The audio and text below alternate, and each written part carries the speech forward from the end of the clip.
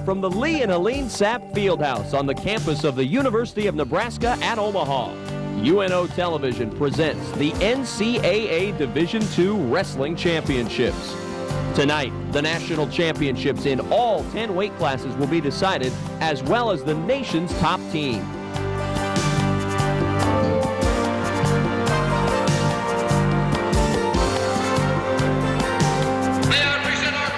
Good evening. Welcome to the Sapp Fieldhouse on the campus of the University of Nebraska, Omaha. I'm Kevin Kugler. Well, what a night we have for you tonight. You know, it's not often that Nebraska gets to host a national championship. Sure, a lot of folks in Nebraska are certainly familiar with national championships, but very rarely do they actually come to the state of Nebraska. Well, not so tonight, as the eyes of the wrestling world fall upon Omaha, and the best of the best in Division II are here. UNO has rolled out the red carpet to greet folks from one coast to the other as they battle to be called the best in Division II wrestling. Well, working with me tonight is former UNO All-American. He's wrestled in something like this before. RJ Nebe joins us here. And RJ, this is going to be a terrific night. It's a two-team race right now for the national title between UNO and Pittsburgh-Johnstown. Looks like it's going to go right down to the wire. Well, it's always exciting when you have the national finals anytime, whether there's a team race decided or not. But tonight, we've got the best of both worlds. We're going to have great wrestling plus a team race. The host, University of Nebraska at Omaha, is ahead by 4.5 points going into this final round over Pittsburgh-Johnstown. So we got some key matches, like you said earlier. Well, we'll give you a look at those team standings a little bit later on here before we get started with wrestling tonight. The key matchups, though, between UNO and Pittsburgh-Johnstown, there are two of them tonight where they go head-to-head, and those are going to have a big impact. That's right, at 125 pounds right off the get-go. Mac LaRock from UNO is wrestling Jody Stritmatter from Pittsburgh-Johnstown. That's going to be important. But then again, at 165, Chris Blair from the University of Nebraska at Omaha is going against Troy Barbush of Pittsburgh-Johnstown. Those are the two that are going to probably decide the team race because it's the only head-to-head matches they have. Well, you mentioned the team race. Let's take a look at those team standings right now as the shakeout before the finals are about to begin. And look at these standings. UNO, the host team, it's been a long time since a host team won the Division II National Championship on their own floor. UNO is in position to do that, but they need a little bit of help throughout the night from somebody to knock off a Pittsburgh-Johnstown wrestler. Well, Pittsburgh-Johnstown has 4 guys in the finals. UNO only has 3. Like we said, they match up twice. So UNO needs to get at least what we were looking at earlier is at least one split, win at least one of those head-to-head matchups, and then hope maybe somebody else helps them. But it could very easily come down to a half-a-point difference to decide the team race. You can see 3rd, 4th, and 5th place. A nice battle shaping up for 3rd, South Dakota State, Central Oklahoma, Southern Colorado, and also Minnesota State Mankato, who has a wrestler in the finals tonight. North Dakota State, the defending national champion. RJ, maybe a little bit of a surprise there in 7th place. Well, it's kind of surprising because they were within 1 point of UNO at the NCC conference tournament a week ago. But they only qualified 6 wrestlers, so it's really almost impossible to win it with 6 wrestlers unless you got 5 or 6 of them in the finals. Well, it's going to be an exciting night tonight, and UNO is hoping that they can hang on and claim this team championship and win a national championship for UNO. The Parade of Champions beginning here at the Sapp Fieldhouse as they march in all the All-Americans who are getting ready to wrestle or who have wrestled. Talk about All-American status. You were an All-American as a wrestler. What's it take to become an All-American? In Division II or Division I, you have to place in the top 8 in your weight class in the nation. And obviously, one of the hardest things is just to qualify to get here into this tournament. Now, this is a 16-man bracket, so they've got to place in the top 8. You got to be in the top half of this tournament to be an All-American. Well, there's been some exciting wrestling. This has been going on since yesterday. One thing that's been a thrill for everybody at UNO, I know, and for a lot of fans of wrestling, and you are a fan as well as a participant in wrestling, RJ, has been the crowds here at UNO. They have been tremendous. Well, I've been around UNO for about 15 years. This is the biggest crowd that I've ever seen in this arena. No, it is certainly packed tonight. They had 2,100 for the opening round matches on Friday afternoon. Consider that's a work day. A lot of people don't have the opportunity to come to wrestling. They had way more than they expected on Friday, and the crowds have just grown every night since then. And tonight they've got both sides of this field house. Well, it's standing room only, that's for sure. They were afraid they'd have to turn people away tonight, and that's certainly a good problem to have if you're a fan of wrestling and if you're UNO as well, because they have sold nearly $40,000 worth of tickets for this 2-day event. That's nearly $10,000 more than they expected to sell. Well, I've been to probably over the years, probably 10 to 12 different Division II national tournaments. And I'm not saying this just because it's here at UNO, but this was probably the best run tournament and most impressive display that the home the home team put on that I've seen in those 12 or 13 different tournaments. Well, one of those gentlemen that's in charge of running this tournament is UNO's athletic director, Bob Dannenauer, and he's standing by with a third member of our broadcast team, McGraw-Milhaven. Kevin, thank you very much for standing here with Athletic Director Bob Dannenauer. Coach, it's got to make you very proud, all this crowd and this hosting this for the 4th time. Without a doubt, this is great for the University of Nebraska at Omaha, as well as our athletic department to host such a fine event with the NCAA. Now, do you have to stay neutral, or can you root for your boys tonight? I'm rooting for Nebraska Omaha Mavericks. How nice would it be for Coach Denny to win this thing on his home floor? Oh, without a doubt, the finest. There hasn't been since 1986 since a team has won on their home floor, so it'd be very, very nice. Coach, best of luck to you. Thank you, McGraw. Kevin, we'll be here all night talking to the winners. Back to you. Thank you very much, McGraw. And now let's listen into the national anthem. Keon Harold, who is UNO wrestler Albert Harold's brother, will play it for us on the trumpet. Let's listen in.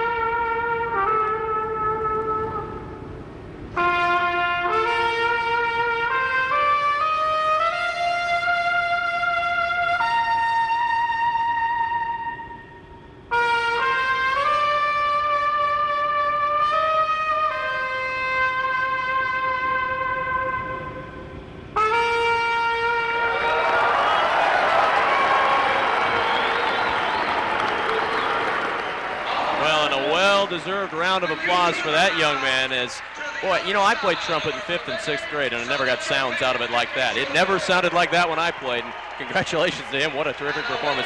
Well, we're happy to be joined now by Tim Pavlechko, who is the NCAA's Assistant Director of Championships. And Tim, what a weekend this has been for the University of Nebraska Omaha and for the NCAA. Oh, I think it's been great. You know, the fans have come out. Certainly the city of Omaha has supported this event.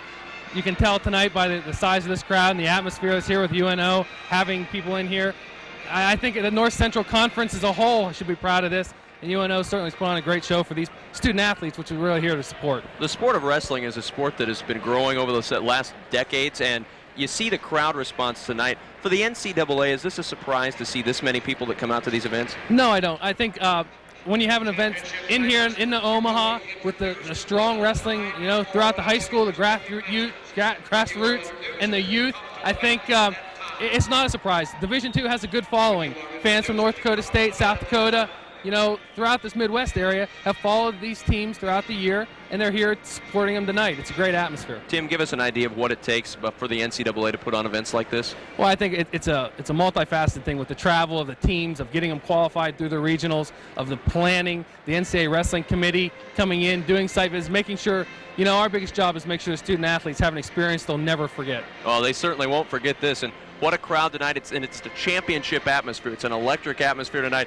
and I know that, I would think at least, that the NCAA will look at this as a rousing success. Oh, certainly. We're very pleased. As I said, Nebraska Omaha and the city of Omaha have put on a great show for us, and we are very pleased. Tim Pavlechko, the Assistant Director of Championships for the NCAA, thank you very much for joining us. Enjoy the rest of the night. Thank you. And what a night it will be, RJ, as we get closer to the start of wrestling and we get close to the start of, well, we get close to the start of determining who's going to be national champion around here. That's what we've all been waiting for 2 days. So. It is indeed. And we're pleased to be joined as we get closer to wrestling by Chancellor Nancy Belk of the University of Nebraska Omaha. And Chancellor, I know this is an event that UNO loves to host. It's the 4th time UNO has hosted this event, and what a turnout here tonight. And we are delighted to have this group here. The excitement is high and the participation has been wonderful. Well, this is certainly a centerpiece for UNO to show off the new facilities here at the University of Nebraska Omaha. What's it take for UNO to put on an event like this? Oh, it takes cooperation from everyone on campus, and we are delighted to have the tradition of wrestling here to host this, and of course with our new facilities, the timing is just right. Well, it certainly gives a nice opportunity to show exactly what everybody at UNO has worked so hard to do. This field house has gone under a great deal of renovation. Fans watching may not realize just how much work has gone into this renovation. Well, $6 million is a good start, and it's all private funding, supporters of our athletic programs, and I would put our facilities against any now. It is a tool for us to use in recruitment and one to be proud of. Well, Chancellor Belk, thank you very much for stopping by. Enjoy the rest of the evening. It's a night to be proud for UNO. And I'm delighted to be here, and thanks to all of you for coming as well. Chancellor Nancy Belk of the University of Nebraska Omaha joining us here before we get started. And we're just about ready to get started with wrestling here tonight. And that's what you've all come to watch as well as we get started with wrestling in the national championships at the 125-pound weight classes where we'll start. And RJ, this is one of the key matchups of the night, and we start off with it right away. Jody Stritmatter, who has rolled through the bracket here at the national championships, going up against maybe a little bit of a surprise, UNO's sophomore Mac LaRock. Well, he is a little bit of surprise. He came in here seated 6th, and he pulled a big win. Yeah, I guess you got to call it an upset in the semifinals against North Dakota State's Ryan Lewis with a defensive pin. I don't think Mac LaRock would call it a defensive pin, but technically it was a defensive pin to get the upset at 3 minutes and 58 seconds in the semifinals. But like you said, Jody Stritmatter from Pittsburgh Johnstown has absolutely rolled through this weight class on his way to the finals. In fact, he pinned all of his opponents to get here. Yeah, he pinned all 3 of them. Alan Luke, a freshman from St. Cloud State, and then he pinned Tom Grafstrom, a junior from Minnesota State, and then wrapped it up with a pin of 5th-seeded Max Scherkamp. And that's an impressive run through for a sophomore, Jody Stritmatter. His brother will wrestle next at 133, and this is one of the key matchups of the night. We can't say that enough because UNO's only 4.5 points ahead in the team standings. And break down how this can either help UNO or hurt UNO in this first match. All the second place points have already been awarded to both of these wrestlers. So the only points will be given by the wrestler who wins the match, unless there was some type of a penalty where some team points were taken away for unsportsmanlike conduct by a player or a coach. But a win gives a team 4 points if a wrestler just wins by a regular decision. If he would pin his opponent, that's what we're going to talk a lot about bonus points. That would be 2 bonus points in addition to the 4 points for the win. If he wins by technical fall, this is a little confusing here. He'll get 1.5 points if during that match he got near fall at 1 point. If he wins by a technical fall, which is a 15-point margin, if he did not get any near falls, it's only 1 point. And a major decision, a victory by 8, is also 1 point as well. So we're going to have to watch real close for the bonus points. I'm going to do the best I can to keep up with the score, the team score, as we go. Obviously, I'm just going to watch the top 2 because, again, it's a 2-team race at this point. The 3rd-place team, South Dakota State, had an excellent tournament, but they're too far out of it at this point to get into the team race. So we're just going to keep a close eye on the top 2. Well, in this first matchup at 125, Jody Stritmatter comes in as the nation's #1 ranked wrestler at 125 pounds. Mac LaRock comes in as the 8th ranked wrestler in the nation. So you'd figure, at least on paper, Stritmatter would be the easy favorite, but these two have met already this season. They met at national duels, and Stritmatter won in a close one, 2-0. So you expect another great matchup here, although Stritmatter is on a terrific roll coming into this one. Well, you got to look at Stritmatter as the favorite. He's the #1 seed. He's the #1 ranked wrestler in the nation. He's also the defending national champion. So this is his weight class, and he's out here to defend that title. But both of these wrestlers have very similar styles. You wouldn't think so looking at the two of them as far as their body styles, because Stritmatter is quite a bit longer than LaRock. But both of them are what I like to call leggers. They use their legs a lot when they're on top to ride their opponent. How much of an impact, as we get started in the first period of this one, can that home crowd have for Mac LaRock? It's a big crowd, all in favor of UNO. It can affect a wrestler either way. You know, it can really, some wrestlers really key off of that and get a lot of momentum out of that. Some wrestlers, it might do the reverse and put a little bit too much pressure on them. So it's hard to say how it's going to affect anybody. And, you know, the big match, obviously. But one thing, I think once you get to this level, you should be able to block it out either way. If you don't like that crowd, you can block it out. If you love it, some guys really like to key off of that and get a charge out of it. Not a whole lot of action here in the first 45 seconds of period number 1. Both wrestlers kind of feeling each other out right now, seeing exactly where they stand in this one. These two, as I mentioned, are familiar with each other. They wrestled back at duels, and a shot there near the out of bounds. They're hoping, as LaRock is, that he can sneak out of bounds. Stritmatter trying to keep him in, and now he's out of stalemate, and they'll go back to neutral. There's a look at Pat Pecora, the coach from Pittsburgh Johnstown. He's been there for 23 years. You're shaving a few years off. He might like that. Yeah, he probably would, because he said he started when he was 12. Uh-oh, there's a quick takedown by Stritmatter. He got LaRock going a little bit sideways and shot in on that side. He set up the angle. One thing that when we teach little kids things, you always want to attack from an angle. You don't want to attack a man straight on, because that's where his best defense is. If you can set up an angle like Stritmatter did there, it makes it a little easier and a little more open to get the shot off. And that was just a real nice low double leg single. You hear a lot about low singles from wrestlers, but that was a low double. He actually had both legs on that shot. And I think his length helped him there too. A little bit benefit here by the official, but LaRock now will have to start down.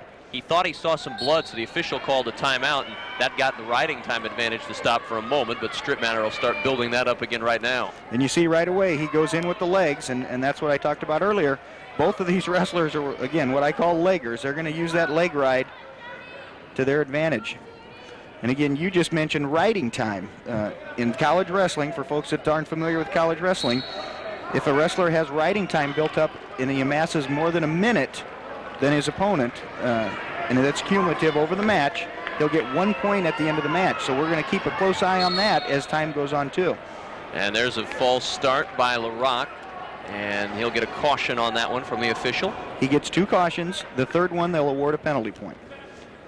So LaRock starting a little bit early. You saw him get up, and he kind of told himself, got to calm down, and now the official getting in position. Your officials in this match, Dave Frisch and David Kincaid. It's 2 officials, one that works and the other that's on the mat just to kind of oversee the entire operation, I guess you could say. And looking, we've got a long list of officials that we'll see here today, but they brought in the best from all over the country for this. And Stritmatter trying to turn LaRock, and he's in trouble. LaRock is in trouble, and they're counting for back points. And this is all kinds of trouble for UNO and Mac LaRock as he's trying to get turned back over. And there's 41 seconds. There's a lot of time left. He's going to really have a hard time fighting this off for that long. And you see the official down there right in to see if that back is down, looking for the pin. Stritmatter's very close to this one. Remember, he's pinned everybody in the tournament so far that he's faced. And he's got LaRock in a horrible position if you're a UNO fan right now. 15 seconds to go. And again, we talked about the bonus points. This is important for both teams. Stritmatter obviously looking for the bonus points for his team, but LaRock's got to do his best not to give up those bonus points. 5 seconds to go. Can he get bailed out here? Let's see. He's going to be able. It looks like he's going to be able to hold on. Oh no! They call it. Just the 3-point near fall. Time ran out. Time ran out. 3-point near fall. So he's okay. Stritmatter extends his lead to 5-0 as we start in the second period. LaRock's choice. He's going to defer the choice to Stritmatter, so then LaRock will get his choice again in the third period. And Mac LaRock is in a little bit of trouble here, down 5-0 after the first period. And this is interesting. Stritmatter took the top position. LaRock defers, and there's another caution against LaRock. That's his second one. He's going to have to stay. He's going to have to stay set now. LaRock pleading his case with official Dave Frisch, and I don't think he's going to get any help. And let's see if they determine. The other official on the mat, this is where he comes into play to discuss things with the lead official and say, did you see it? Did you not see it? I think LaRock was, his claim was that Stritmatter's really kind of pouncing on him and not just, getting on in proper position. He kind of pounced on him. LaRock up to a stand up there, but was unable to clear the hands and get away from Stritmatter. It's not very often you'll see a wrestler that will take the top position when it's his choice. Usually the wrestlers will take down, but Stritmatter had success with it in the first period, and he's had success the whole weekend. And he was able to keep LaRock from getting the escape point, so it remains 5-0.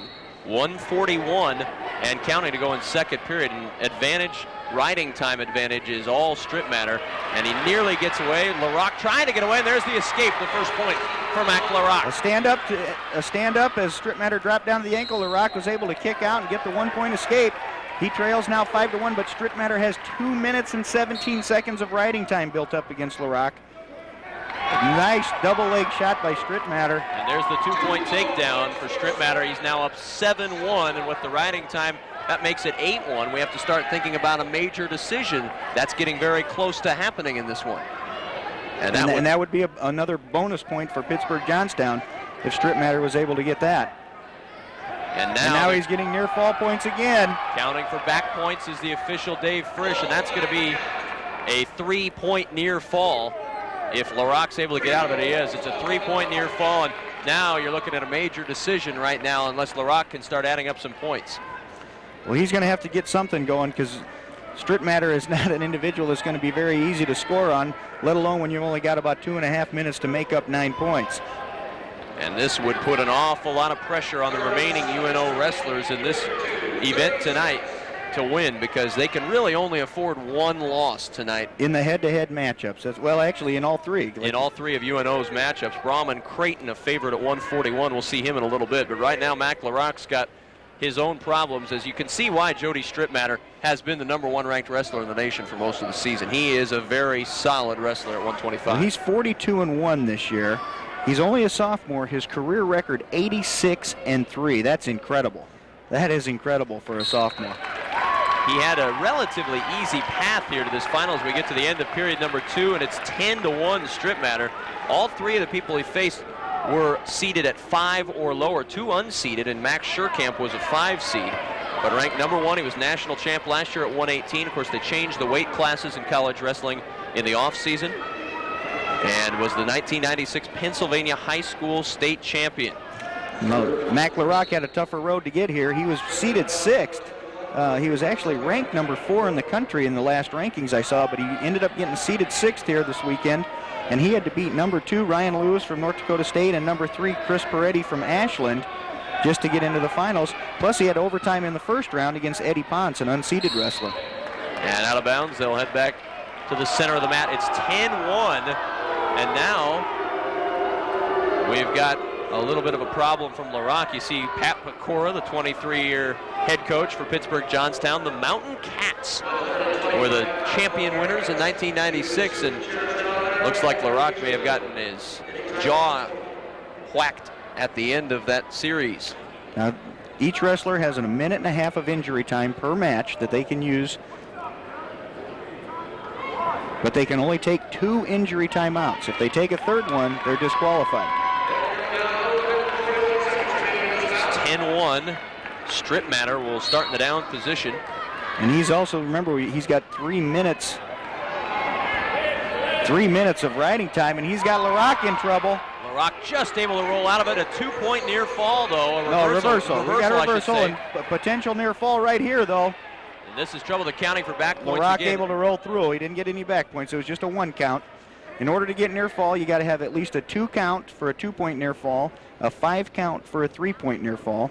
And there's also a possibility if the wrestler, for example, would be on his back and call for an injury timeout. Let's say they had a 5 count and they awarded 3 points. They will also award another point near fall for the wrestler taking the injury timeout as well. Stritmatter in control here at 125, leading 12-1 in our first match, our first national championship match of the night. And you see Stritmatter building up that riding time. It's now at 3 minutes and 40 seconds, and he's going to get an extra bonus point at the end of this one. 59 seconds to go in the third period, and Jody Stritmatter very much in control at 125. The other thing you got to remember, too, LaRock spent about a minute and a half on his back in that first period, and that really can wear a guy out. LaRock 22-9 this season, 21-8 unattached his first year at UNO, and 30-14 last year as a freshman. As we mentioned, he went through the #3 and the #2 seeds to get here to the championship. So perhaps a bit of a surprise for Mike Denny's troops. Riding time up to 4 minutes and 10 seconds, and LaRock in all kinds of trouble, and he looks like a worn-out wrestler right now. And I think the reason is because Jody Stritmatter has really taken it to him. Been a very aggressive wrestler in this entire match. Well, he's been a very aggressive wrestler. I've watched all 4 of his matches this weekend, and very dominating wrestler in this weight class. Potentially dangerous hold, and so it's broken with 10 seconds to go in this one. 12-1, and LaRock will start in the down position and trying to get the escape. And not able to get it, and that is the end of your match. Jody Stritmatter and Pittsburgh Johnstown, your national champion at 125 pounds. And a good way to start for Pittsburgh Johnstown and a poor way to get started for UNO. A 13-1 with the extra point for riding time. That's a major decision. That's a major decision. That's worth 5 points for Pittsburgh Johnstown. They just took the lead by 1/2 of a point over University of Nebraska at Omaha. And let's go down on the mat to McGraw-Millhaven. He's with Jody Stritmatter, our national champion at 125. Actually, Kevin, I'm not with Jody Stritmatter just yet. He's here he is. He's coming by, the now two-time defending national champion. The sweaty guy had to put his ear back on. Jody, congratulations, two-time defending national champ. Thank you very much. What? Tell me how you're feeling. I'm feeling good. I would like to get that pin for our team, but I wrestled well, and I knew the key out there was we had close matches here already, and I knew the key was getting that first takedown. And that's what I did out there. He kept it real close in the dual meet, but I knew if I could get that first takedown, I knew I could open the match wide open, and that's what happened. Real quick, your brother's playing now. What did he tell you before your match?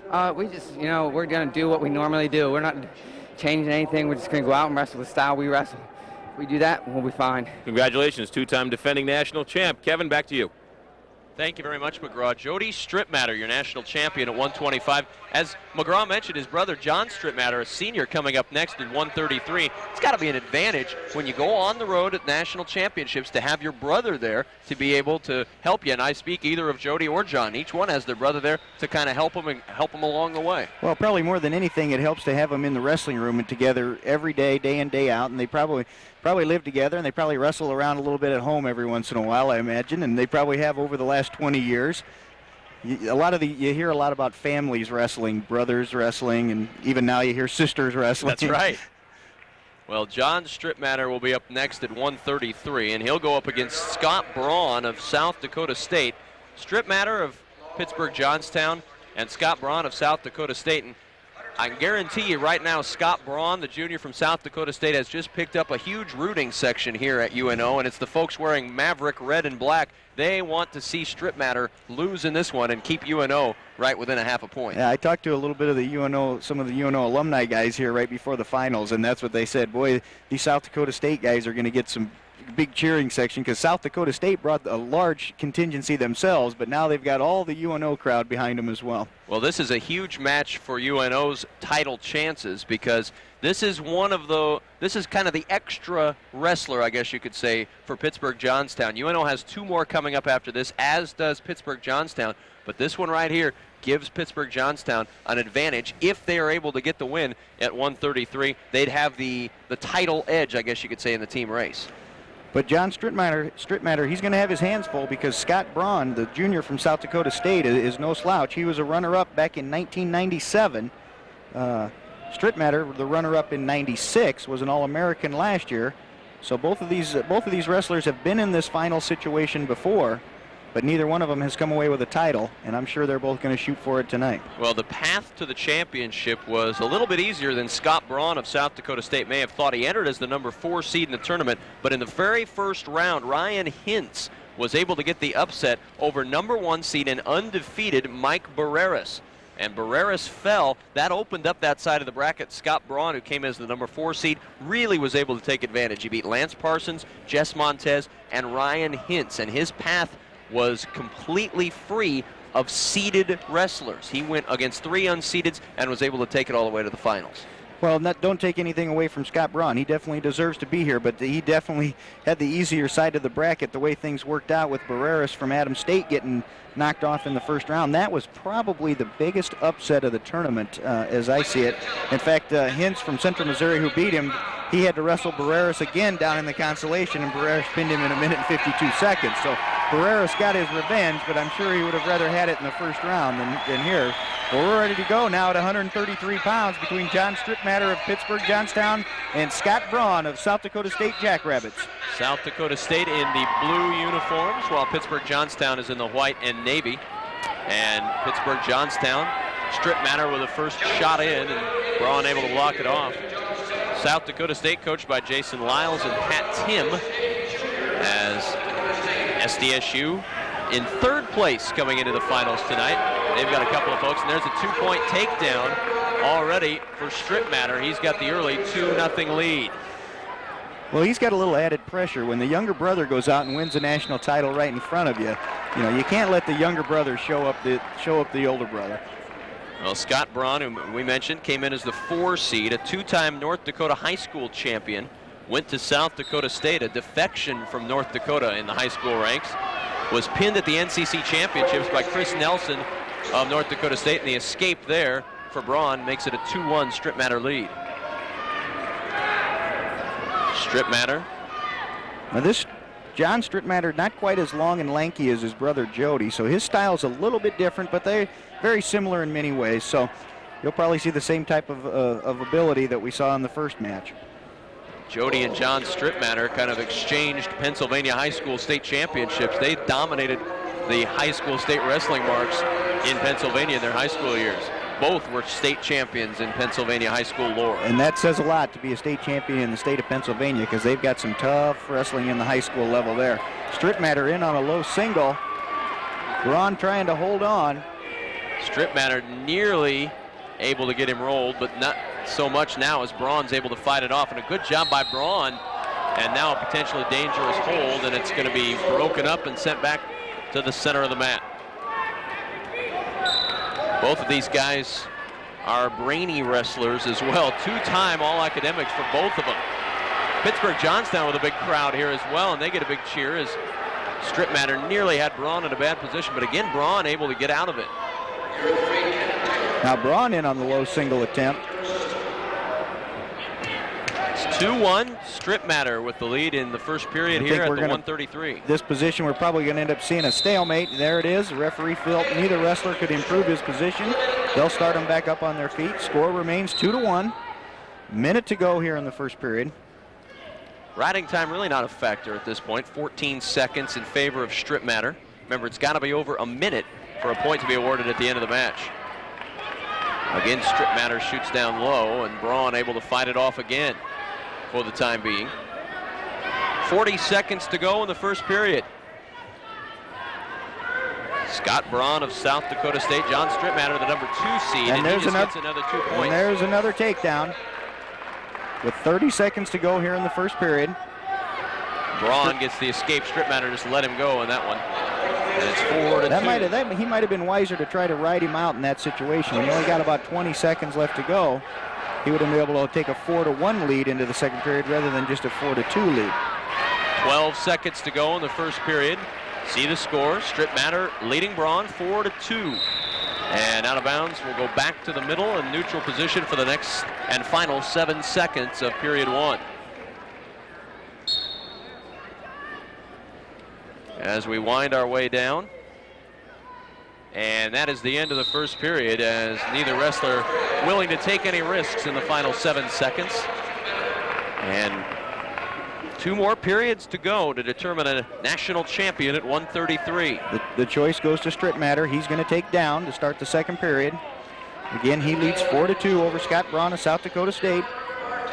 Scott Braun from Bismarck, North Dakota, decided to get a little warmer weather and went down to South Dakota. It's you know you're cold if you're looking for South Dakota as warmer weather. But in North Dakota it is. And Braun nearly with a takedown there. Braun came in at 17-3, so he's had a good season. Stritmatter at 40-6. That's a lot of wrestling, 40-6. His career record is 111 wins and just 13 losses. Scott Braun's career record, 71 wins against 27 losses. He's just a junior. Again, Stritmatter, the senior. Trying to go out with a national championship. We mentioned he was runner-up in '96 and was an All-American last year. Both of these wrestlers good students as well. Both of them two-time Division II academic All-Americans. Minute and a half left. Stritmatter still working to get the escape. Braun able to keep control right now. Got that left leg tied up, and that's keeping control. Now he's got him in a bad position. Stritmatter trying to fight out of it. Let's see. Braun nearly gets him turned. No takedown is called, though. 4-2 remains the score. Stritmatter in the lead. Now Braun starting to build up a little riding time advantage. He's got 35 seconds now on Stritmatter. This was one that, talking with Coach Denny from UNO, they thought, we talk about they're needing a little help from other teams. They thought that, he's seen Scott Braun because they're in their conference, and he says he's a tough wrestler. They thought he could beat Stritmatter, so this was one they're hoping to get a little help from the other teams. There's a good look at Pat Pecora, again, the 23-year head coach out of Pittsburgh Johnstown. Last and only time they won a title was back in 1996. They have one of the great nicknames of all the teams, the Mountain Cats. Very colorful nickname indeed. 45 seconds to go in the second period. Braun trying to get the takedown, and he rolls him out of bounds, and we'll go back to the middle of the mat. Braun still on top. Again, he trails 4-2, but he's just about ready to build up to a minute. He's got 56 seconds of riding time. Again, that at this point not a factor, but we'll keep a close eye on it. Riding time is now a minute, so that would be an extra point, but still not enough to win the championship or even get him even. We're down to 30 seconds. And now there's a stall warning against Stritmatter. You heard the crowd get a little excited. And again, that crowd is double now because you got the South Dakota State fans and the UNO fans cheering for Scott Braun. So it's going to be a little louder in here for this match. A stalemate in this one, but a minute 24 of riding time built up by Scott Braun. And Braun, I believe, will have the choice in the third period. It's going to be his choice. More than likely, we'll probably see him take the down position. If he can ride out Stritmatter here for these last 14 seconds, that's going to be critical. Now, even though they're in this position right here, it looks like they're in a neutral position. Braun still is in the offensive position on top, so he's still getting riding time, and the period ends in that position with no change. Braun's got a minute 37 of riding time, so technically the score right now is 4-3. If he takes down and can get an escape within that 37 seconds, we technically have a 4-4 match. We've got a terrific one shaping up here at 1:33. 4-2 is the score, an extra point for Braun with a riding time. As he tries to hold off John Stritmatter of Pittsburgh Johnstown. There's the escape. And he basically just cut him loose right away. Stritmatter probably felt he wasn't going to be able to ride him, so he decides he's got a better chance of beating him on his feet. But we're tied up 4-4 with riding time. Stritmatter in on the single leg. And Braun trying to come through the back door. Braun doing everything he can to hold on. And neither wrestling. Braun's got to be careful here. You see he's exposing his back. He's going to give up the takedown. So now the score is 6-3, but with riding time it's 6-4 because Braun still has a minute 30 of riding time over Stritmatter. And now that makes it a little more difficult for Braun, but he wanted to give up the takedown so he didn't get pinned. 1:26 to go in the third period, and a 6-3 lead for Stritmatter, make it 6-4 with a riding time point, but he's only got to ride him for another 29 seconds. If he can do that, and there's the escape, it's 6-4, let him go again. Cut him loose with 1:18 to go in the third period. Of course, the one thing you got to remember, oh, the crowd wants a stalling call against Stritmatter for backing out of the mat. He's got to be very careful here because the second one would be a point. Referee Ken Taylor didn't feel the same way as the crowd did, and there's Stritmatter in on that single leg again. He's been successful with it so far. Braun trying to get him rolled. Braun trying to spin out the opposite way. 50 seconds to go in the third period, and crowd's starting to get a little restless. They want to stall. And there's another takedown for Stritmatter.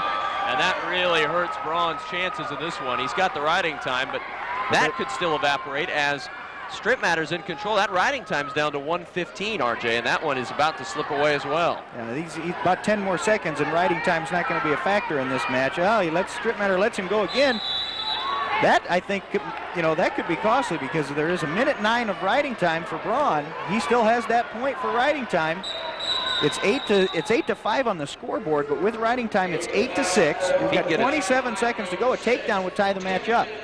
We'll see if that comes back to haunt in the next 25 seconds as we wind out period 3. But so far, all the takedowns in this match have gone to Stritmatter, and he's in on that same leg again that he's been the whole match. And Braun just not able to fight it off anymore, and there's another takedown. Now you look at Stritmatter. And with the time running down, he's not going to be able to get any bonus points. And the riding time has just slipped under a minute. The escape given to Braun, but Stritmatter is your national champion with a 10-6 decision. And Stritmatter wins, so it's a Stritmatter sweep at 125 and 133. The 10-6 decision, and it just slipped under a minute. Otherwise, it would have been 10-7, and Braun, a very disappointed wrestler as he awaits Stritmatter back from the celebration. Well, the good news for the rest of the country is that this Stritmatter's a senior, and he's not going to be back next year. Well, very entertaining match as Stritmatter gets the win at 133 and is the national champion from Pittsburgh Johnstown. And now the Mountain Cats are up over UNO by a pretty good portion now, by 9 points, I believe. Nope, 4.5. Oh, 4.5. Boy, I'm looking at the wrong stuff. You're right, 4.5 points. 4 points there. It was just a regular decision, so it's 106 for Pittsburgh Johnstown to 101.5 for the UNO Mavericks. With 2 wrestlers each for UNO and Pittsburgh Johnstown, 1 each head-to-head and 1 each separate. And we're going to see UNO's separate wrestler coming up here in just a moment at 141 in Braumon, Creighton against Paul Konechny for South Dakota State. And that'll be at 141. So Jody Stritmatter, your national champion, at 125. John Stritmatter, his older brother, at 133. Both national champions from Pittsburgh Johnstown. And let's go down Matt's side once again to McGraw-Millhaven. We're with an out-of-breath John Stritmatter. John, congratulations. How does it feel? This is the best feeling of my life. I've worked for this so hard and so long. My brother won it last year. I was redshirting. And I was like, wow, that must be the greatest feeling. But actually winning it back-to-back with my brother is the best feeling ever. Did you feel any pressure after you saw him win the first match? No, it gave me so much confidence because I just wanted to try to wrestle like he does because he usually dominates everybody. So I just tried to live up to that. Did he give you any words of advice before the match? Yeah, he just said we worked our whole life for this, and you just got to get tough and suck it up and do it. So, John, congratulations. Kevin, a happy Stritmatter family, Mr. and Mrs. They're doing something right. Kevin, back to you. I'll tell you, they have raised some wrestlers in Pennsylvania, and the 2 Stritmatters, Jody and John, able to win national championships. And it's something when you hear an older brother say, I wanted to wrestle like my younger brother. Yeah, I found that pretty interesting as well. My brother goes out and dominates. I just want to do the same thing. And there's a happy Stritmatter family as they celebrate. As we mentioned, a huge group from Pittsburgh Johnstown made the trip to the west here to Omaha, Nebraska. And boy, they're happy they did. They may win a team national championship. That's still up in the air, but they've been certainly happy with the first 2 matchups here tonight with the Stritmatters. And there are the awards as they start the awards ceremonies for the 125-pound weight class. As they again in first place, you got Jody Stritmatter from Pittsburgh Johnstown. Second place went to Mac LaRock from the University of Nebraska at Omaha. In 7th place from Wisconsin Parkside, All-American Rob Jankowski. In 6th place from Ashland, All-American and medalist Chris Peretti. In 5th place from Southern Colorado, All-American and medalist Eddie Ponce. In 4th place from San Francisco State, medalist and All-American Max Schurekamp. In 3rd place from North Dakota State, medalist and All-American Ryan Lewis. In second place, from the University of Nebraska at Omaha, medalist and All-American Matt LaRock. Ladies and gentlemen, the champion at 125 pounds, from Pitts Johnstown, Jody Stritmatter.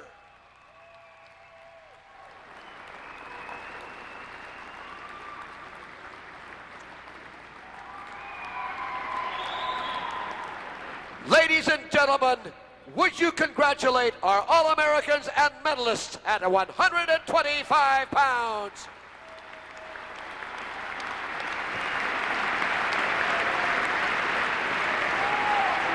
At this time, all 133-pound award winners to the chairs. And now at 141 pounds, from South Dakota State, coached by Jason Lyles, ladies and gentlemen. Well, that's your 125-pound award winners, Jody Stritmatter, and now at 141 pounds, we move on. Paul Konechny from South Dakota State, and the favorite, Braumon Creighton of UNO. He is the three-time All-American, the defending national champion, the three-time North Central Conference champion. The accolades for Braumon Creighton would fill an entire page, RJ. Well, he's a four-time All-American.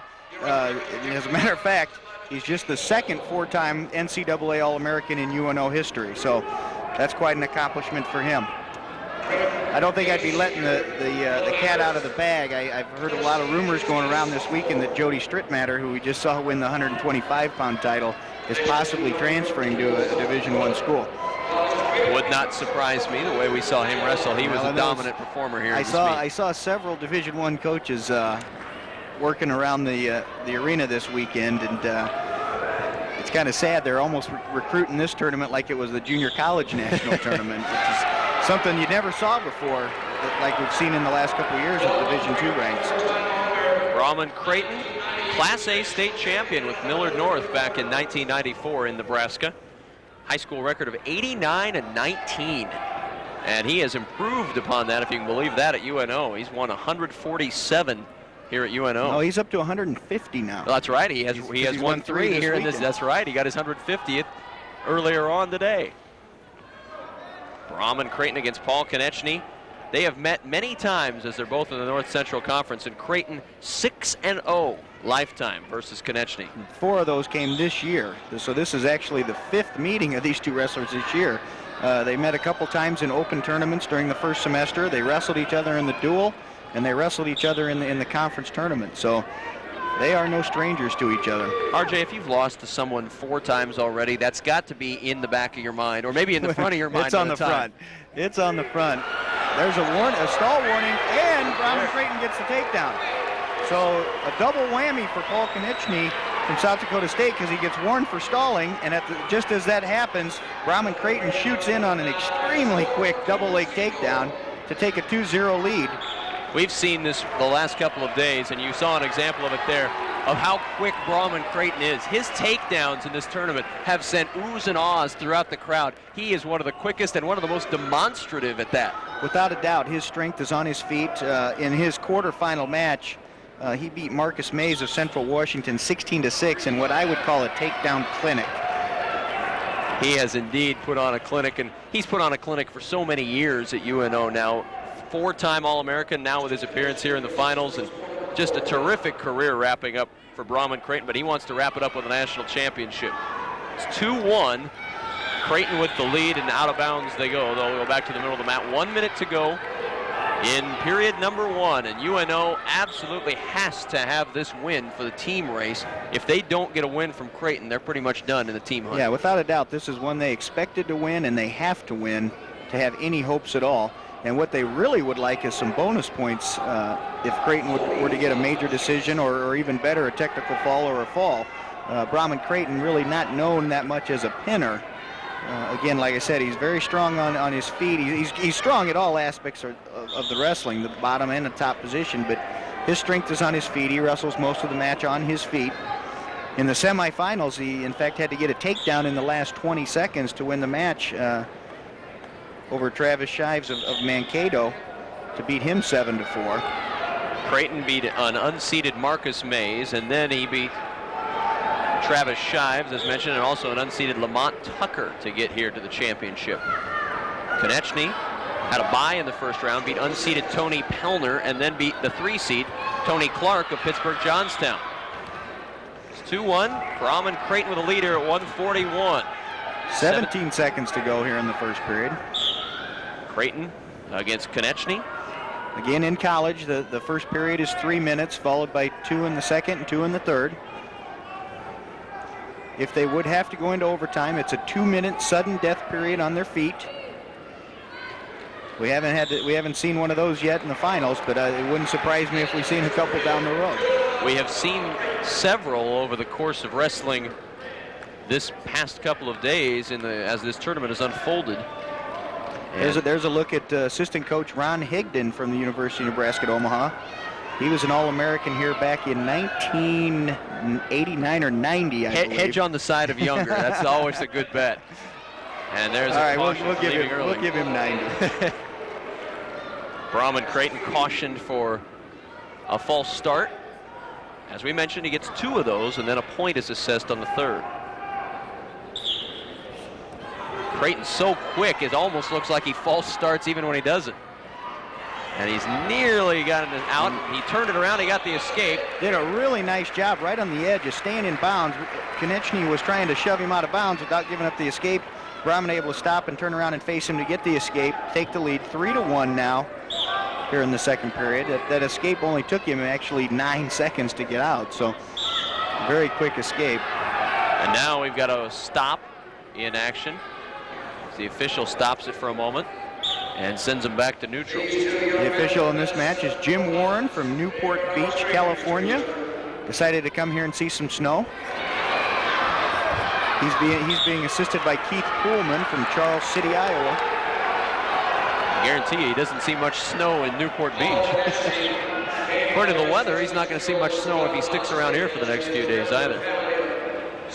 About a minute and a half to go in the second period, and it's 3-1 Braumon Creighton of UNO with the lead over Paul Konechny of South Dakota State. Another great double leg by Braumon Creighton. Just absolutely overpowering Konechny. And that's what we've seen from Braumon Creighton, not only this weekend, but his entire career at UNO. He is so quick with the takedown. He really catch you off guard, even if you've wrestled him like Konechny has 6 times already. He makes it look so easy that it's almost like he can get it whenever he wants to. I'm sure Mike Denny is encouraging him to get it very often here in this one, at least to get a major decision. It's 5-1 right now, 1:03 to go in the second period. There's Ron Higdon, assistant coach for UNO. And you see Konechny will start in the down position. 1:03 to go, second period. Huge crowd on hand here tonight at the Sapp Fieldhouse, and they're enjoying the national championships. And there's the escape for Konechny as Creighton's just trying to get him set up again. Konechny, again, an All-American last year, placed 6th, so this is quite an improvement for him. And he's just a sophomore, so he's got one thing to look forward to, that Braumon Creighton is graduating this year, and he'll still have 2 more years to work for national titles. Not saying that he's out of this match yet, but I'm sure he's going to be the first to send Braumon Creighton a good luck card in the rest of your career, too. Graduation card. That's right. Goodbye in the NCC. He's had his troubles with Creighton. 0-6 lifetime. Konechny and Creighton.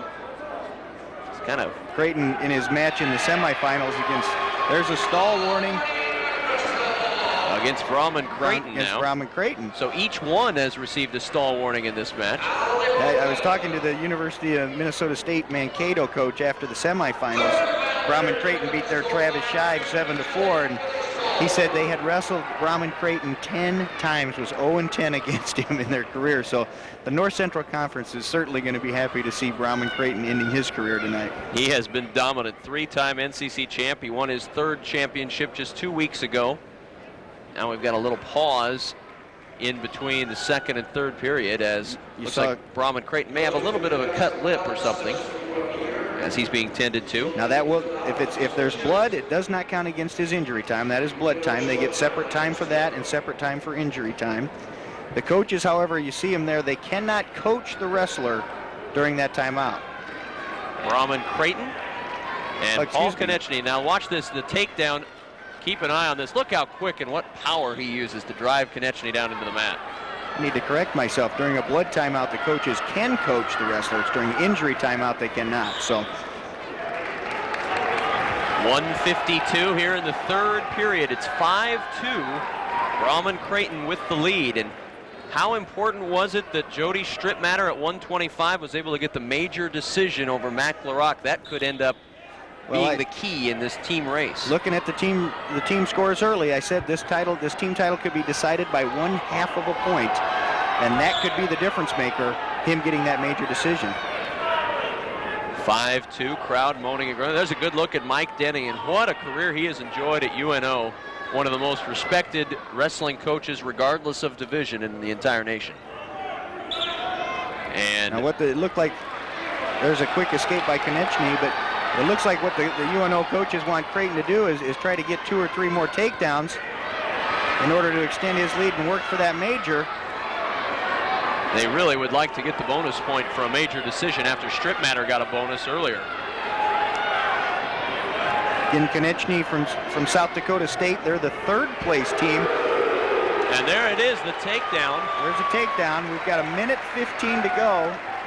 Time is stopped. He's got 52 seconds of riding time. He only needs 8 more seconds to get a riding time point, which would make it 8-3. If he cuts him loose again, that would be 8-4. He's going to actually have to get 2 more takedowns in order to get a major. Now, this is important for South Dakota State. I mean, if they were able to win this match, because they're in 3rd place.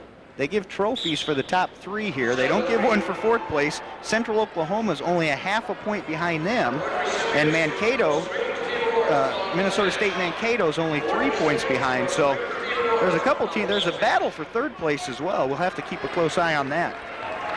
Creighton, as you could see, trying to get that takedown, and he's really working very hard. Has to be kind of aggressive going for that major decision. Maybe a little more aggressive than you'd care to be leading in the 3rd period of a national championship. He's got riding time, so he's gonna cut Konechny loose there and start working for the takedowns. Score 7-4 on the scoreboard, but again, Creighton's got riding time. So it's 8-4. He's up by 4 points. A takedown would make it 10-4. That'd be 6. If he cut him loose, it'd be 10-5. I think he'd have to actually get 3 takedowns, unless he got some near fall, which he had an opportunity right there. There's a takedown for Creighton. That makes it 10-4 with the riding time point. But he's got to get him up. 35 seconds to go, and let's see if they call either a stall or a stalemate here. And there's a stalling against Braumon Creighton. So 1 point for Konechny, and that's pretty much going to put the major decision probably out of reach unless Braumon Creighton were able to put Konechny onto his back. And he got the escape point as well, yeah, so now it's 10-6 with the riding time. 10-6 with riding time. He's got to almost get the near fall in order to, or the pin at this point, to get bonus points in this one. 9-6 to score. Braumon Creighton going for another national championship for UNO. He's got 10 seconds to go in period number 3. He's got a near side cradle locked on. If he could get some back points out of this. He gets the takedown, but he's not going to get any back points, and that is the end of the match at 141. Braumon Creighton, the national champion again, with a 12-6 win, gets the decision. And everyone's going to be very happy with that, but I'm sure Mike Denny would have loved to have seen a major decision, as he would have just needed 1 more takedown. There's a look at that was Brian Zanders, a former national champ from UNO, who was actually Braumon Creighton's cousin. One of the reasons that Braumon Creighton came to UNO was to wrestle with and behind his cousin Brian Zanders, who was also a national champ for UNO. And a happy Mike Denny and Braumon Creighton embrace as national champion and coach one more time as Braumon Creighton closes out his career as a national champion again. And what a way to go out for Braumon Creighton of UNO. As the national champion, he came in defending his championship crown, and he has defended it very well, thank you. And now UNO is just, I believe, a half point behind now in the team standings, 106 to 105.5 by our count. That's right. And there's still, again, UNO has Chris Blair coming up at 165 pounds. But Pitt Johnstown has 2 more wrestlers, with Troy Barbush going against Chris Blair. That's one of those key matchups. And then Ethan Brown back at 184. So There's 2 matches to watch for the team race. And again, like I said, there's about 3 or 4 teams that are battling for 3rd place. And we'll try to keep a close eye on that because the 3rd place team gets to take home a trophy as well. Yes. Let's go to our PA announcer for the awards at the 133-pound weight class. And All-American Scott Braun. And ladies and gentlemen, it becomes a family thing now, because from Pitt Johnstown, the champion at 133, John Stritmatter.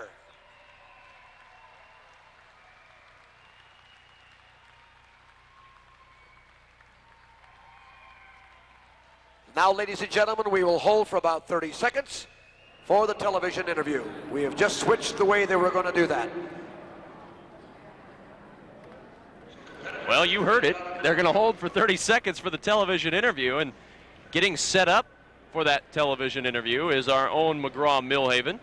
He's awaiting Braumon Creighton, the national champion, and let's go down to McGraw-Millhaven on the mat with Kevin, thank you very much. Braumon, 2-time defending national champ. Tell me what you feel like. I'm elated. It's the best feeling in the world, especially to do it here in front of all the Omaha fans. Did you get more pumped up because of the crowd? Did that help? Definitely. It seemed like everybody I knew throughout the years was here to support me. Everywhere I go, people are saying, great job. We love you, Braumon. I'm elated. You know, RJ said he could take you anytime, though. Yeah, I knew he would say something like that. Congratulations. Thank you very much. Back to you, Kevin. Thanks a lot, McGraw. You know, McGraw, it's easy for him to cause trouble because he's on the other side, and, you know, he can throw your name into it at any time. Braumon Creighton, I don't know. Are you quick enough to match that? I don't think it would be a speed factor. No, we'd have to use something else against Braumon Creighton. That's definitely exactly wouldn't be. right. He'd have the speed edge on me. I have to admit that. Well, let's set up your match at 149, the 149-pound championship, and a great story in this one. Chris Currier, the senior from Southern Colorado, going up against Lazaro Reinoso of Carson Newman. If you're a rabid wrestling fan, you may recognize that name. Reinoso defected from Cuba after winning the bronze medal at the '92 Olympic Games in Barcelona, and how about this? He beat John Smith, who went on to win the gold medal. Yeah, well, the way they score freestyle bracketing was a little bit different. It's not a head-to-head bracket like you see in this tournament, where if you get beat, you're out. It's a point system that they go with in freestyle, and the way it came out, John Smith of the United States had like a half a point or 1 point more than Reinoso to win the gold medal, and Reinoso ends up dropping down to get the bronze. But very few people have beaten John Smith. I'll tell you that. Very few people in the world, and this is one of them, and we're watching him here. He is in the blue togs, while Chris Currier of Southern Colorado, another great name, the Thunderwolves, he's in the red. Chris Currier's no slouch, to be sure. He's ranked 2nd in the nation. Comes in with a record of 25-5 now as the number 2 seed and the 4-time Montana State Wrestling Champion in high school. So Chris Currier should be a solid competition for Lazaro Reinoso, who comes in number 1 in the nation, entered now 25-1 overall. Chris Currier, actually the runner-up last year. Oh! And that had to hurt a little bit. Well, he had him standing right on the top of his head. I've seen Lazaro Reinoso do several things like that this weekend. I mean, extremely athletic individual and very powerful as well. But Chris Currier, again, last year was a national runner-up. He was actually leading in the finals 13-3 and had to default because he broke 2 ribs. So he would like to win that national title that got away from him last year because of an injury. Well, talk about Lazaro Reinoso, and you mentioned what a great athlete he is. No score here with about 1:30 to play in this first period, but he's just learning the game of golf. As if he's not a good enough wrestler, he's taking up golf, and his first year of golf, and this will make any golfer sick, he's already at 12 handicap. You know, the amazing thing about that, when he was filling out his profile for the finals, he put that on there, didn't mention one thing about winning the bronze medal in the Olympics in wrestling, but he's very, very proud of that 12 handicap. I'd be proud of a 12 handicap. I've played golf for several years, and believe me, I'm nowhere near a 12 handicap. I'd be putting that on my business cards, folks. 1 minute to go in the first period. We've got no score between Lazaro Reinoso and Chris Currier, the 149-pound championship match. I think you have to get a real job before they give you business cards. I think so, too, yeah. Yeah, this sportscasting thing is not exactly considered a real job. 45 seconds to go in the first period. And look at Reinoso going to work there. Nice job by Currier. Now, the one thing you got to remember, he is a bronze medalist in the Olympics, but that was in freestyle wrestling. And collegiate style wrestling in the United States is rather different than freestyle. Freestyle is a lot more on your feet. The near fall points, all you have to do is expose their back or roll your opponent across his back to get a 2-point near fall. There's really not that much wrestling done down on the mat in freestyle wrestling like you'll see in the collegiate style here. Jim Ramirez, your official, and he just issued a double stall warning to both wrestlers. So both wrestlers have been warned for stalling. Look at Currier. We've talked about the quickness of Reinoso, but that was a quick move to get away from that shot by Reinoso, and we are at the end of period number 1, scoreless between Lazaro Reinoso and Chris Currier. And this one of the few in the brackets that the number 1 and the number 2 are meeting in the finals.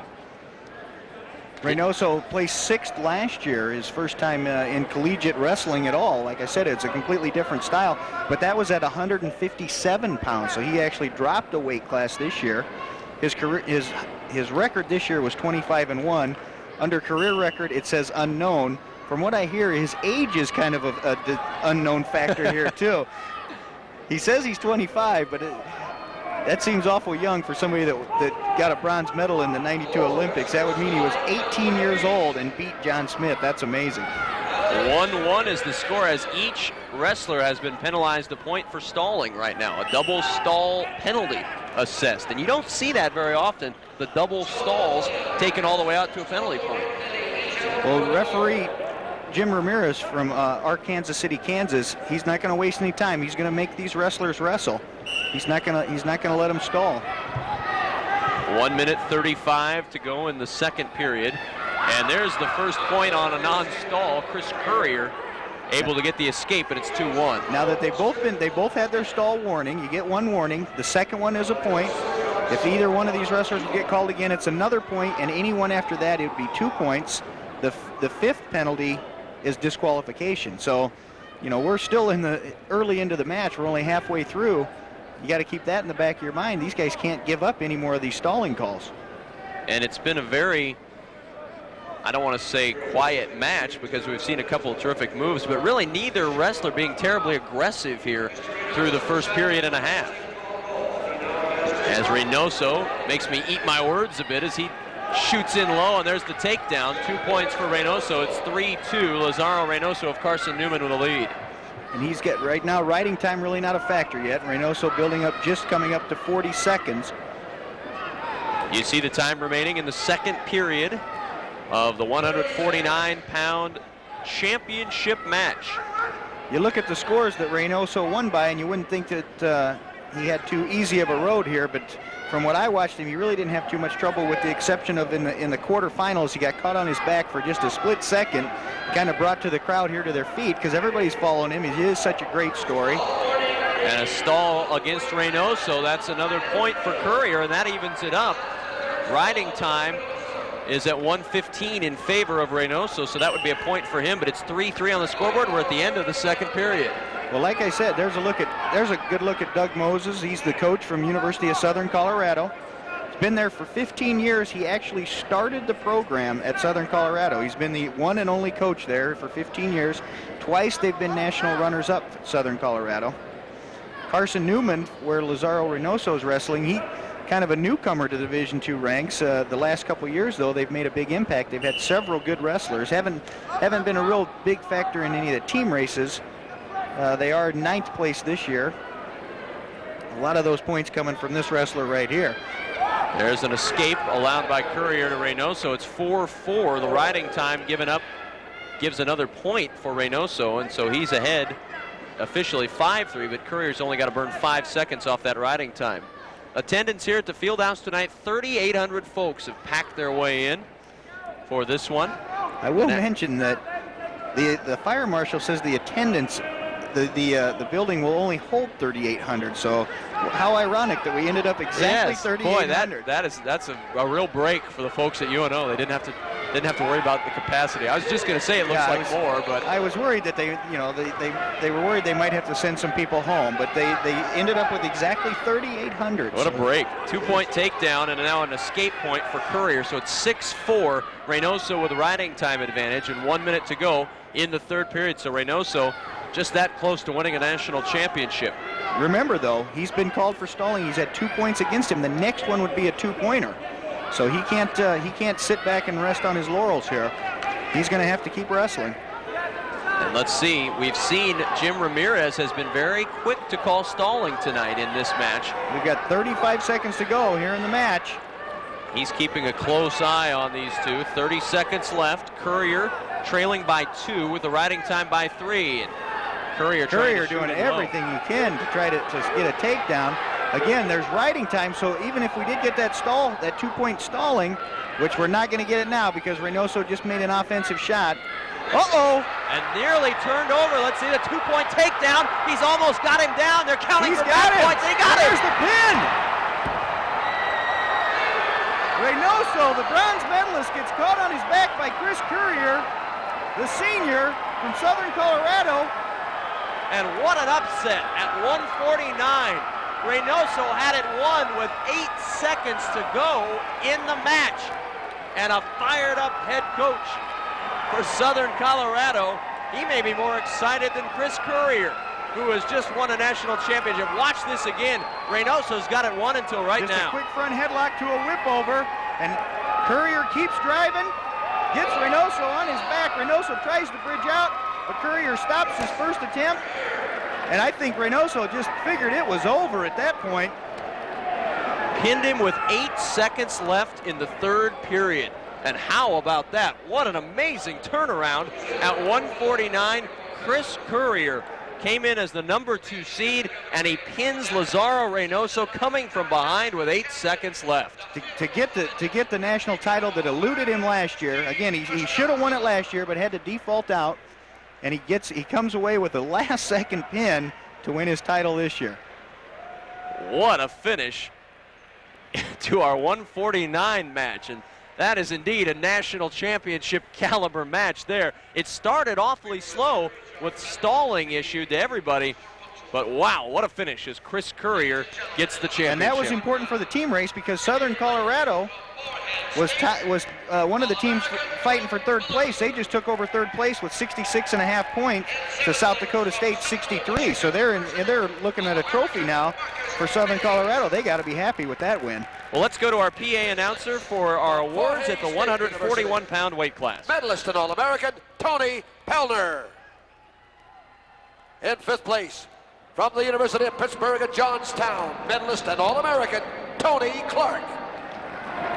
In 4th place, from Shippensburg University, medalist and All-American, Mark Mentzer. In 3rd place, from Minnesota State University at Mankato, Travis Shives. In 2nd place, from South Dakota State, medalist and All-American, Paul Konechny. And ladies and gentlemen, El Champion, the champion from Nebraska, Omaha, Braumon, Creighton.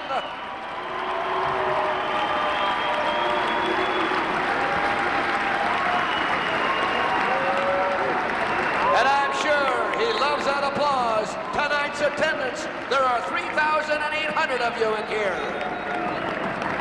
Well, a look at your champions at 141, and now McGraw-Millhaven is standing by with a champion and a surprise one at that. Chris Currier, the champion at 149. McGraw? Kevin, thank you very much. Chris, take me through the last 20 seconds of that match. Well, last match we wrestled, he had beaten me by 1 point on riding time. So I figured if I pushed him in the third period with that European style of his, he'd maybe break. Right. And I could feel him getting weaker. When he got underneath me, I just used every advantage I could to get the edge.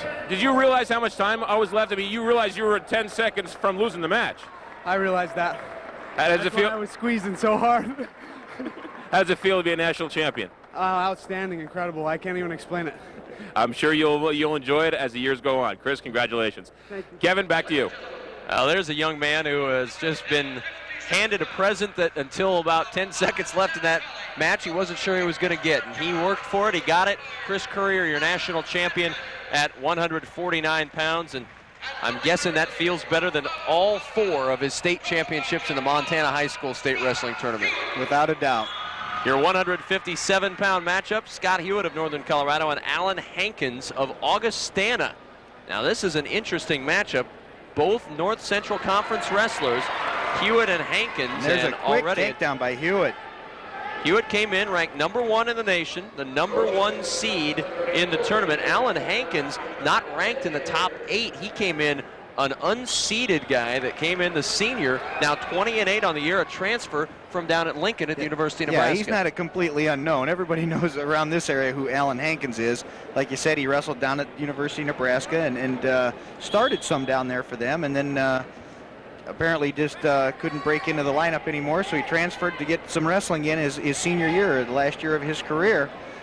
He was unseeded and unranked here this year, but earlier in the year, I think I've seen him ranked inside of the top 4, and just the last couple weeks he had dropped out of the rankings. But very impressive route for him to come. He beat unseeded Jason Thompson of Moorhead State 11-4 in the first round, then upset number 2 seed Royce Johnson of Western State 7-3 with a reversal and a 3-point near fall right at the end of the match to win in the quarterfinals. And then really in the semifinals dominated the 6 seed Joe Veras of Ashland by a score of 10-1. So had a rough road to get here, but it did a very good job. And Hewitt leading at this point 2-1, 1:45 to go in period number 1.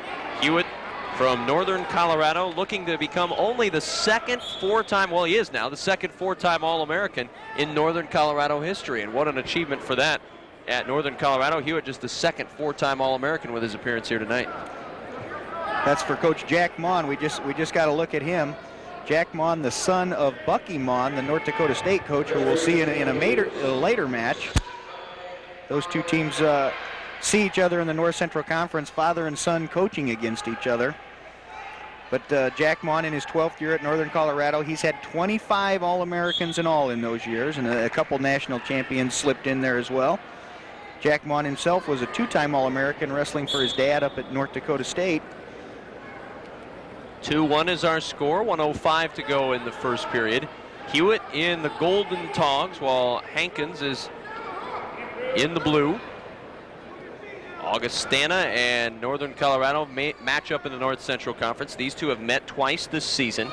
Hewitt beat Hankins 6-5 in a duel and then beat him 12-2 at the North Central Conference meet. So Hewitt has had the upper hand. He has it right now 2-1 with 43 seconds to go first period.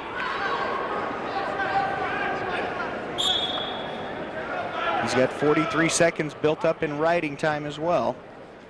Hankins on the right of your screen in the blue, as I mentioned. Hewitt in the gold. 30 seconds to go in the first period.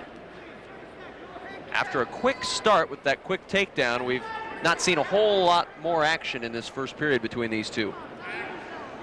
For the national championship at 157. Like you said, Hewitt beat Hankins 12-2 in the NCC, the North Central Conference Finals. But when you're wrestling for a national title, things are a little bit tighter, a little bit more tense. I would imagine wrestling in front of a crowd this size on the national stage has got to be a little more intense than wrestling against a Northern Colorado Augustana duel, as these two did earlier in the season. 2-1 at the end of the first period, and in the lead is Scott Hewitt of Northern Colorado. We've crowned champions already at 125 and at 133, at 141 and at 149 here tonight.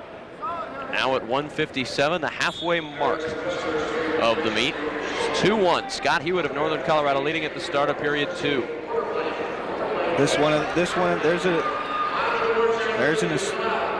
Was that a stall? That was an escape. An escape. An escape for Hewitt, 1 point.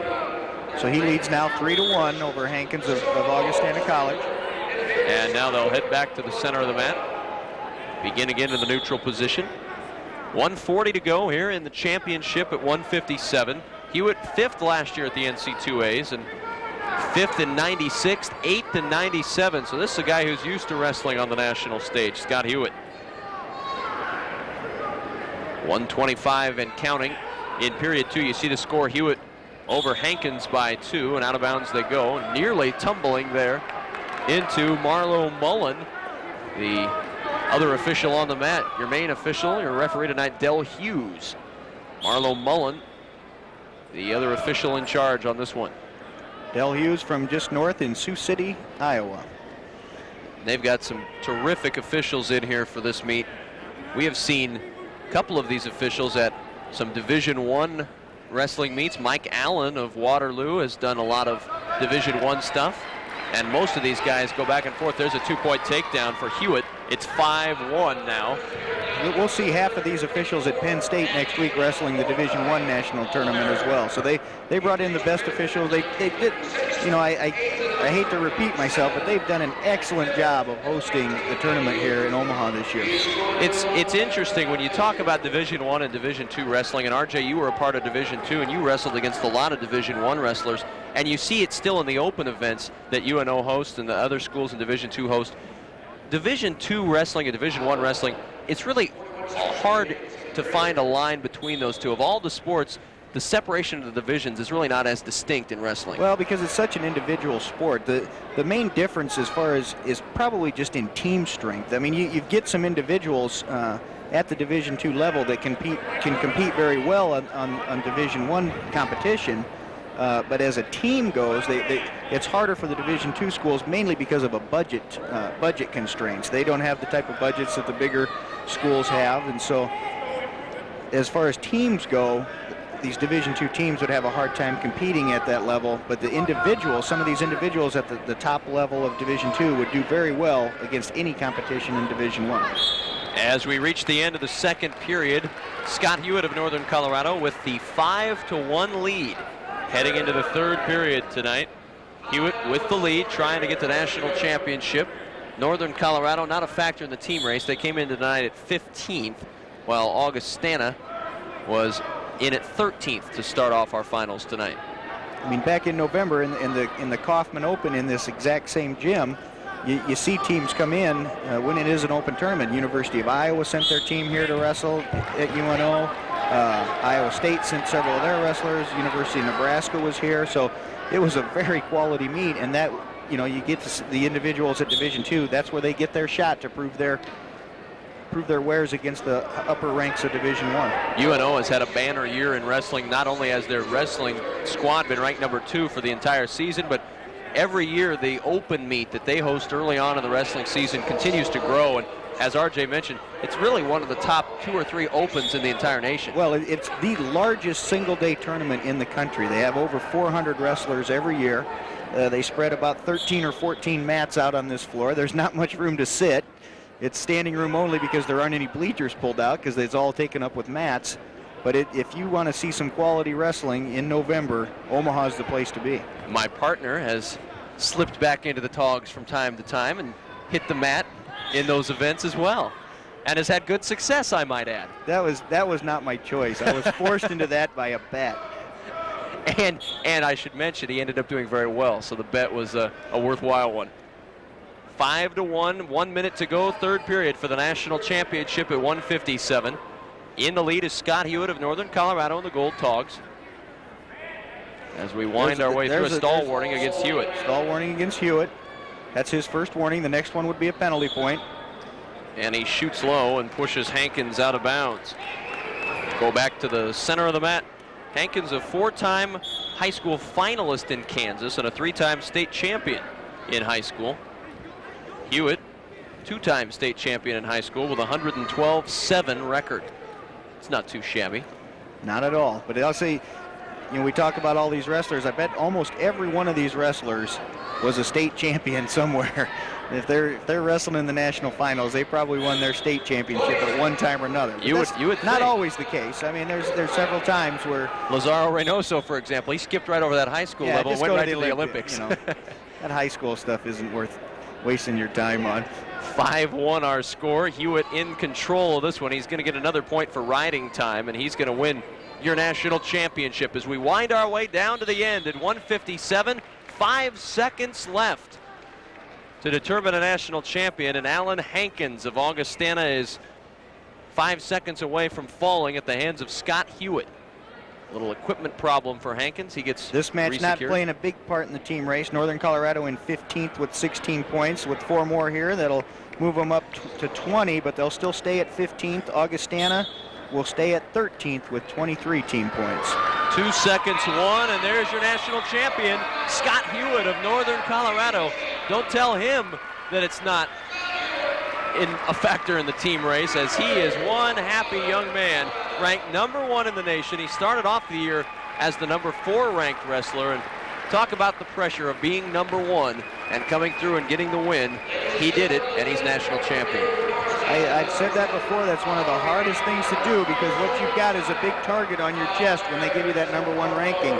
Everybody's shooting for #1. And #1 Scott Hewitt gets the win, 6-1 with the extra point for riding time. And let's go to our PA announcer one more time. He's got your champions at the 149-pound weight class.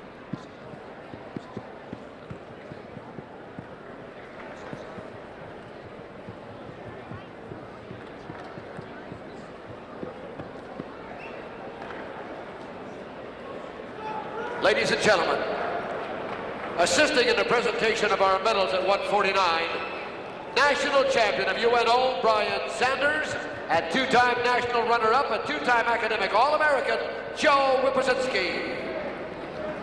In 8th place at 149, All-American from Moorhead State, Pete Dickinson. In 7th place from North Dakota State, All-American Chris Zink. In 6th place from Binghamton University, medalist and All-American Joe Privateer. In 5th place from Minnesota State, Mankato, medalist and All-American Troy Zeisdell. In 4th place from the University of Nebraska at Omaha, medalist and All-American Boyce Voorhees. In 3rd place from the University of Pittsburgh at Johnstown, medalist and All-American Isaac Greeley. In 2nd place from Carson Newman, medalist and All-American Lazaro Reinoso.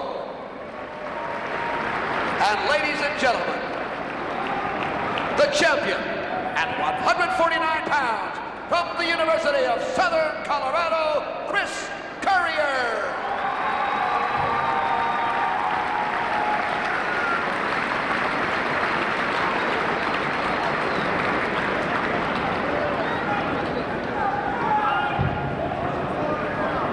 And there they are, your champions at the 149-pound weight class.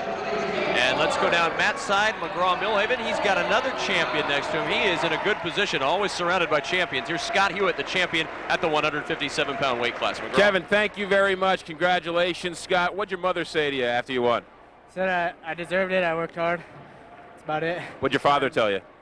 He just hugged me. I'm sure he's pretty proud, though. Try and put into perspective winning a national championship. It's the greatest thing on earth right now. I worked pretty hard this year. I worked very hard this year. I think I deserve it. It's the greatest feeling on earth. Was there a lot of pressure coming in, ranked to #1 here, and then finally winning it? No, the rankings moved so much this year. I mean, I wasn't #1 all year. I just got it at the end of the year. I tried to turn it on at the end of the year, and rankings don't really mean much at this tournament. Scott, congratulations. Thanks. Kevin, back to you.